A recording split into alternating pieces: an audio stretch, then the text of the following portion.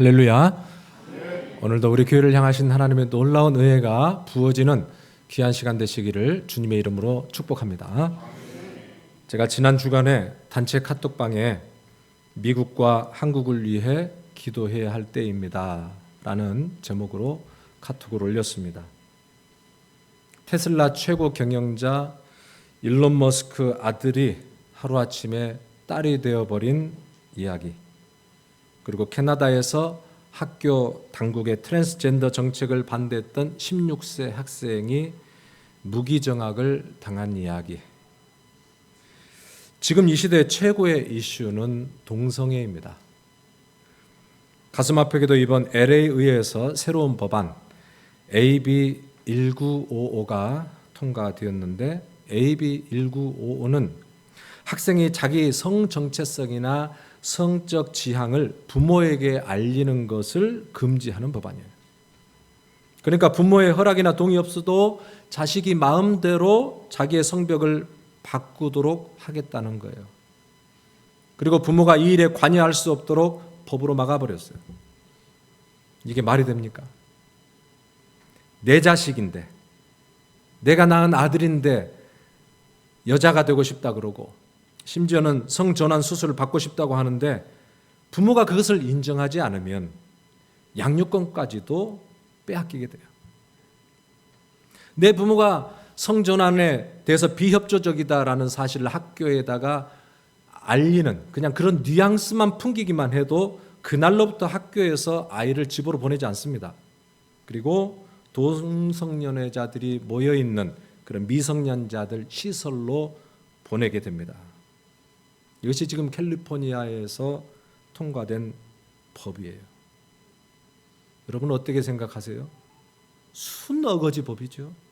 상식과 전혀 맞지 않는 이야기죠. 아이의 인권, 학생의 인권을 외치는데 부모의 인권은 어디 갔어요? 자식을 낳아서 기른 부모의 권리가 완전히 깡그리 무시되고 있는 현실. 지금 세상은 인권이라는 미명하에 하나님의 창조 질서를 완전히 무참하게 짓밟고 있습니다. 선악을 알게 하는 그 실과를 먹는 날에는 너희 눈이 밝아져서 하나님과 같이 되리라 라고 에덴 동산에서 하와를 깨웠던 그 사탄의 부추기는 유혹이 지금도 우리 인간들의 교만을 부추겨서 하나님의 통치를 도전하도록 유혹하고 있다는 것. 겉으로는 그럴싸하게 성소수자들의 인권을 들고 나오지만 사실은 그 내막에는 하나님을 인정하기를 싫어하고 하나님의 다스림을 혐오하는 인본주의적 사상이 또아리를 틀고 있습니다. 최근에 한 유튜버 영상을 보니까 시애틀 거리 한 복판에서 어떤 미국 목사님이 성경을 펴서 요한복음을 읽기 시작하는데, 이를 보고 들은 주변의 사람들이 몰려와서 이 목사를 땅에 내동댕이를 치고 린치를 가하는 그런 모습들. 공공장소에서 성경을 읽었다는 이유로 폭행을 당한 거예요. 그런데 더 황당한 일은 현장에 출동한 경찰이 이 상황을 구경만 하고 있어요. 왜 그러냐고 물으니까 이 목사가 먼저 불법을 행했다는 거예요. 그러면서 오히려 폭행을 가하고 있는 그런 상황을 수수방관하고 있는 모습이 카메라에 그대로 찍혀서 유튜브로 올려졌어요. 여러분, 이런 어처구니 없는 일들이 공산권이나 무슬림 나라에서 일어나는 일이 아니라 지금 우리가 살아가고 있는 기독교 사상으로 세워졌다고 하는 이 미국 땅에서 벌건 대낮에 자행되고 있는 상황입니다. 공공장소에서 기도했다는 이유로 교사가 내쫓기는 일, 이건 이제 아무것도 아니에요. 교회에서 목사가 지금 설교를 하는데 죄를 죄라고 지적하는 순간 그것이 바로 법적으로 제재를 가할 수 있는 그런 요건이 이미 된 나라가 미국이라는 나라예요. 기독교 신앙이 오히려 역차별을 당하고 있어요. 여러분, 이제는 잠에서 깨어날 때가 되었어요. 안주해야 될 때가 아니에요.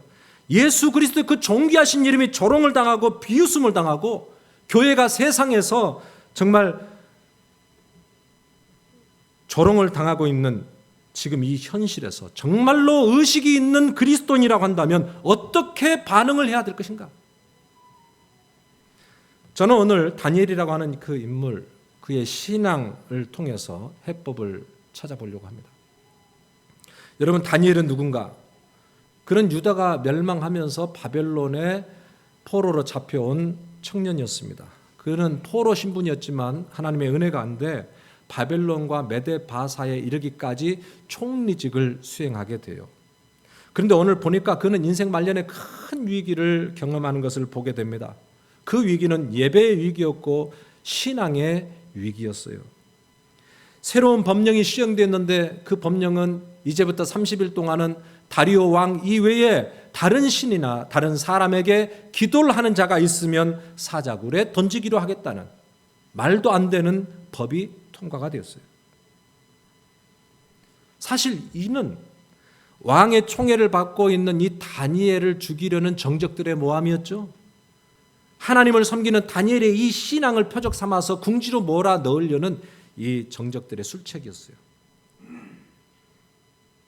여러분, 악이 득세하고 교회가 조롱받는 이 일은 사실 어제 오늘 일만은 아니에요.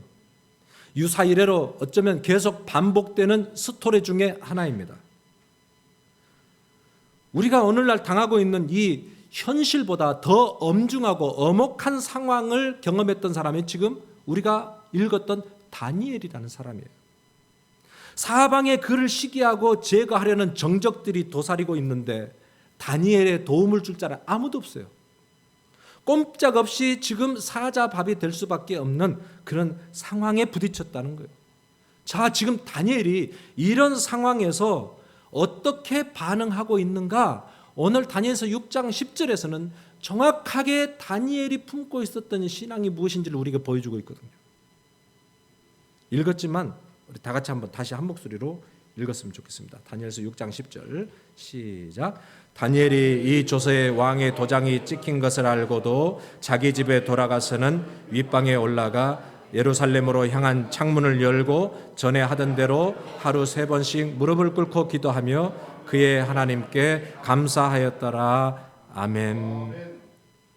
다니엘은 자신이 기도하면 틀림없이 사자굴에 던져질 것을 알았어요. 그럼에도 불구하고 늘 하던 대로 자기 집에 돌아가서 창문을 열어놓고 3번씩 여전히 기도했다고 이야기하고 있어요. 저는 오늘 이 다니엘의 모습을 보면서 교회가 박해당하고 기독교적인 신앙의 가치가 역차별을 당하고 있는 지금 이 시대에 세상을 대하는 교회와 성도의 자세는 어떠해야 할 것인가? 마치 바람 앞에 서 있는 촛불처럼 아무런 힘이 없어 보이는 이 상황. 그러나 상황을 뒤엎고 그 땅에 살아계신 하나님의 영광을 지극히 높여드렸던 이 다니엘의 숨겨져 있는 이 신앙 속에서 오늘 이 시대에 우리가 걸어가야 할 바른 진리의 길이 무엇인지를 우리가 한번 생각해 보고자 합니다. 먼저 눈에 띄는 다니엘의 신앙은 진정한 왕이 누구인지를 결단하는 신앙이에요. 우리가 아까 읽었듯이 다니엘이 이 조서에 왕의 도장이 찍힌 것을 알고도 그랬습니다. 왕의 도장이 찍힌 것을 알고도 그럼에도 불구하고 왕의 도장의 의미가 무엇인지를 누구보다도 잘 아는 이 총리였던 다니엘은 모든 것을 다 알면서도 기도하는 자리로 들어갔다는 거예요. 다니엘은 여러분 충성스러운 신하였어요. 지금 제국이 멸망하고 다시 세워지는 이 와중에도 계속해서 총리로 쓰임받았다는 것 참 보기 드문 상황인데요.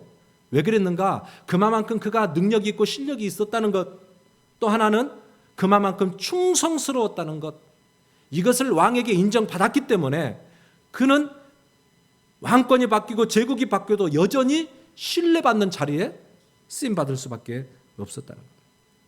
그런데 여러분, 지금 다니엘은 진정한 내 왕이 누구인지를 결정해야 되는 순간이 왔어요. 자신을 그렇게 총애하고 신뢰해주는 다리오 왕의 명령대로 내가 기도를 멈춰야 될 것인가? 아니면 왕의 명령과 신뢰를 어기고 사자굴에 던져질 것을 각오하면서라도 계속해서 기도하는 자리로 나아가야 할 것인가? 하나님의 편에 설 것이냐, 왕의 편에 설 것이냐, 이 두 가지 갈래길에 서게 되었어요. 그때 다니엘이 결단했던 것은 그가 왕을 신뢰하고 왕을 존경하고 왕을 위해서 충성했음에도 불구하고 내 인생의 진정한 왕은 보이지 아니하시만 이 땅을 다스리시는 만왕의 왕이신 살아계신 하나님이다라는 결단을 하고 하나님 편에 설 것을 각오했어요. 다니엘은 눈에 보이는 왕보다도 눈에 보이지 않는 하나님을 더 두려워했고, 다리오 왕에게 신뢰를 얻는 것보다도 하나님과의 약속을 더 귀하게 여기는 믿음이 있었다는 거예요. 여러분, 우리에게도 이런 결단이 있기를 주님의 이름으로 축복합니다. 세상이 아무리 우리를 유혹하고 겁박해도 올바른 가치관과 기준을 가지고 세상을 분별하면서 오직 길이요 진리요 생명 되신 예수 그리스도만을 신뢰하며 그 길을 따라갈 수 있기를 주님의 이름으로 축복합니다. 이제 곧 미국 대선이 있습니다. 여러분은 어떤 기준으로 투표를 하십니까? 정책을 들어보고 그 사람의 능력과 인성을 잘 고려해서 신중하게 판단을 해야 합니다. 그런데 어떤 대부분의 사람들은 나의 필요를 채워줄 사람이 누구인가를 먼저 찾습니다. 어떤 분으로부터 들은 이야기인데요, 많은 노인 어르신들이 우리에게 더 많은 용돈을 준다고 하는 후보자를 찍자는 이야기를 한다는 그런 말씀을 듣고 참 웃음이 나오면서도 마음이 참 서글퍼졌어요. 우리는 정말로 중요한, 정말 이 땅을 누구에게 맡겨야 될 것인가 라는 이 중요한 선택에서 당장 내 먹거리를 해결해주고, 아니면 지금 내가 나의 문제, 세금 문제, 아니면 이민의 문제, 나에게 이익이 될 만한 사람에게 표를 던지는 것을 우리가 보게 돼요. 잘못됐다는 건 아니에요. 그러나 그보다 더 중요한 가치가 우리에게 있어요. 기독교인으로서 이 땅을 올바르게 세워가기 위해서 어떤 사람에게 표를 던져야 할 것인가? 정말 하나님을 두려워하는 자가 누구인가? 하나님의 창조 질서를 지키는 자가 누구인가? 복음의 가치를 알고 가정을 든든히 세울 수 있고 거룩한 나라를 세워갈 수 있는, 자유와 평등의 이념을 실현시킬 수 있는 그런 국가 지도자가 누구인가를 잘 살펴야 되는 거죠. 옛말에 호미로 막을 것을 가래로 막는다는 속담이 있습니다. 잘못된 법령이 제정되면은 그것을 되돌리기 위해서는 수많은 사람들의 피를 요구하고 있습니다. 지금 한국에서 여러분 들어서 알겠지만은 10월 27일 날 100만 집회를 준비하고 있습니다. 법이 제정이 되기 전에 목소리를 내야 되고 하나님의 은혜를 구하며 회개하며 나아가는 것이 중요합니다. 그런데요, 그것만큼 중요한 것이 무엇인지 아세요? 악한 법이 제정되지 못하도록 미연에 그것을 막는 게 중요해요. 잘못된 일들이 결정되지 않도록 처음부터 관심을 가지고 기도하며 힘을 모아야 돼요. 그런 의미에서 여러분, 투표는 정말로 중요합니다. 하나님께서 우리에게 주신 기회를 낭비하지 않기를 바랍니다. 기독교인이라면 기도하는 마음으로 이 땅에 하나님의 나라와 하나님의 통치를 실현할, 하나님의 손에 붙들려 쓰임받을 그 사람을 잘 분별하고 선택해야 합니다. 여러분, 기도하는 마음으로 꼭 투표하시기를 바랍니다. 여러분, 어쩌면 지금 우리는 다니엘의 시대를 살아가고 있습니다. 하나님 편에 서기 위해서, 하나님의 말씀대로 진리를 걸어가기 위해서는 손해도 불이익도 감수해야 하고요, 왕따도 당해야 하고요, 심지어는 신변의 위험도 투옥이 돼야 하는 그런 고통도 분명히 다가옵니다. 다가오고 있습니다. 여러분, 그러나 이 모든 판세를 뒤집을 수 있는 유일한 길, 그것은 하나님만이 이 땅을 다스리시는 진정한 왕이심을 우리가 인정하면서 세상의 법이 아닌 하나님 나라의 법을 붙들고 그분의 통치와 그분의 다스림에 순종함으로 나아가는 길입니다. 여러분, 오늘 다니엘처럼 우리도 주님 편에 설 수 있기를 주님의 이름으로 축복합니다. 하나님만을 신뢰하며 예수 그리스도를 따라 예배하는 자리, 순종하는 자리, 믿음의 날개를 펴서 저 높은 곳을 향하여 세상을 역류하여 그렇게 나아갈 수 있는 저와 여러분들 되기를 주님의 이름으로 축복합니다. 더 나아가서 세상을 역류하는 이 다니엘의 모습에 평안함과 감사함이 있습니다. 자, 지금 이 다니엘이 예루살렘을 향한 창문을 쫙 열어놓고 기도를 하는데 어떻게 기도를 했느냐? 그 하나님께 감사하였더라라고 이야기를 하고 있어요. 참 이해할 수 없는 구절이 기록이 되어 있습니다. 지금 이 순간은 어떤 순간이냐? 정적들이 다니엘을 모함하고 다니엘을 붙들기 위해서 그물을 던져놓은 상황이에요. 거기에 걸려들기만을 지금 호시탐탐 노리고 있습니다. 수많은 사람들의 눈이 집중되어 있어요. 증거를 확보하기 위해서 모두 엿보고 있는 그런 상황이에요. 이 기도 후에 그에게 어떤 일이 닥칠 줄을 다니엘은 너무나도 잘 알고 있어요. 우리 같으면 그 자리까지 나아갔다 할지라도 어떤 기도를 했을까요? 살 벌벌벌 사시나무 떨듯이 하나님 불쌍히 여겨주세요. 살려주세요.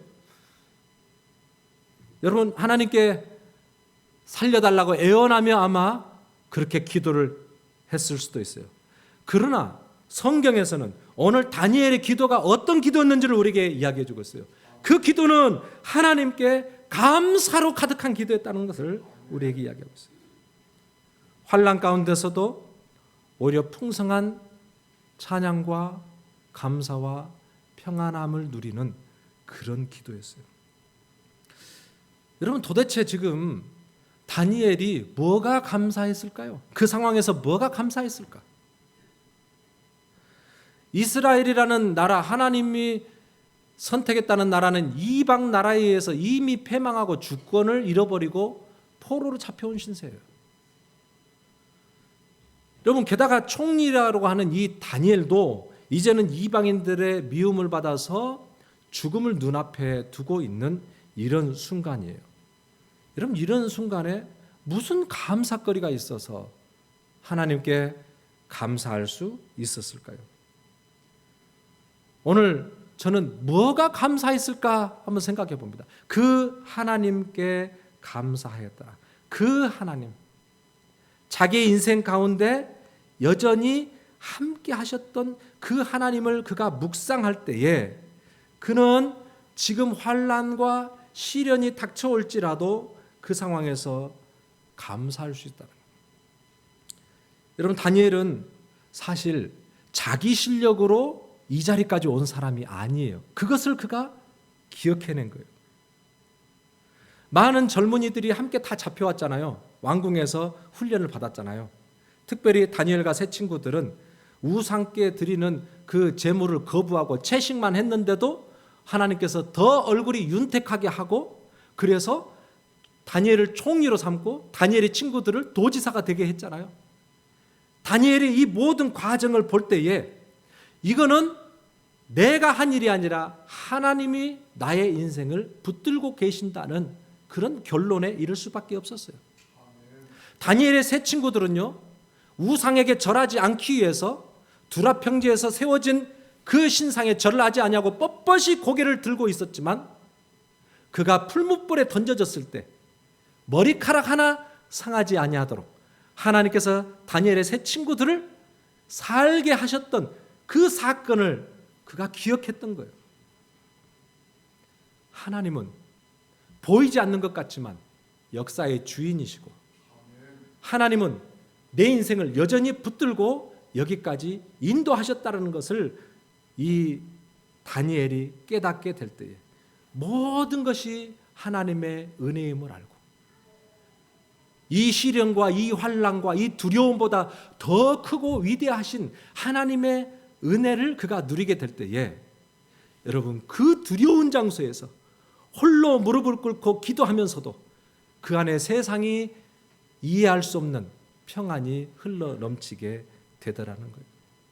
이것이 여러분 정말로 탁월한 신앙을 가지고 세상을 역류하는 성도들에게 누려질 수 있는 평안입니다. 이런 평안이 저와 여러분들에게 있기를 주님의 이름으로 축복합니다. 어떤 고난이 우리에게 다가온다 할지라도 여러분 그 고난보다 하나님의 위대하신 손은 더 크십니다. 그분이 모든 역사의 주인이십니다. 여러분 이 모든 상황 가운데서도 하나님은 반드시 하나님의 선하신 뜻을 완전하게 이루어 가신다는 거예요. 여러분 다니엘이 상황에 굴하지 아니하고 세상과 타협하지 않고 정면 승부를 할 때에 어떤 일이 일어났습니까? 법에 의해서 다니엘이 사자굴에 던져지게 되었어요. 그런데 하나님께서 그 굶주린 사자들의 입을 봉하셨어요.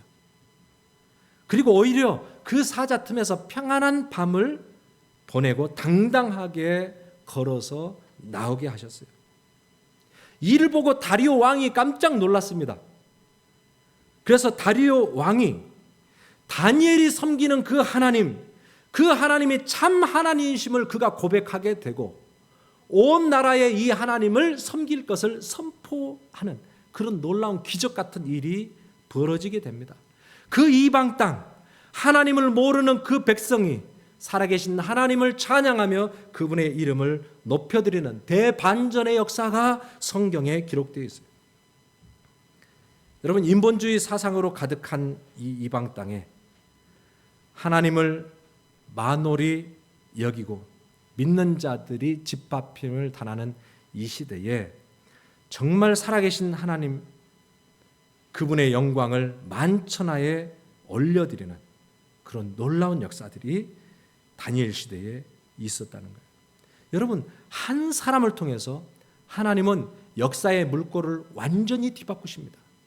정말 하나님이 진정한 왕이시고 그 하나님이 우리를 다스림으로 인하여 세상의 어떤 상황과 환경과 풍랑 앞에서도 참 평안을 누려버리는 그 한 사람이면 족하다는 거예요.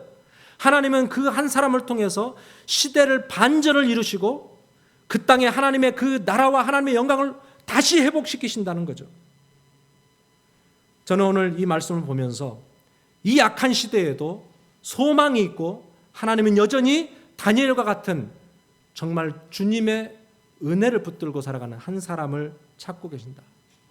한국의 포괄적 차별금지법 입법 제지를 위해서 예배와 기도회로 곧 모입니다. 늦었지만은 지금이라도 믿음의 방파제가 돼서 이 세상의 쓰나미를 막아내는 것 정말로 잘한 일이에요. 저들의 불순한 동기, 악한 의도를 드러내고 진리의 등불을 들고 올바른 복음을 외치며 거룩한 분노로 열정을 품고 믿는 자들이 분연히 일어나야 합니다. 여러분 살아있는 연어는 결코 물결에 떠내려가는 법이 없습니다. 귀소 본능 있는 이 연어는 자기가 태어난 곳을 향하여 산란대가 되면 올라가요. 강을 거슬러 올라간다는 것, 수천 킬로를 여러분 그렇게 올라간다는 쉬운 일이 아니에요. 온몸에 상처가 가득하고 살점이 떨어져 나가고 너덜너덜해져도 자기가 가야 할 곳, 그곳을 향하여 몸부림을 치며 올라가는 그 모습을 바라보면서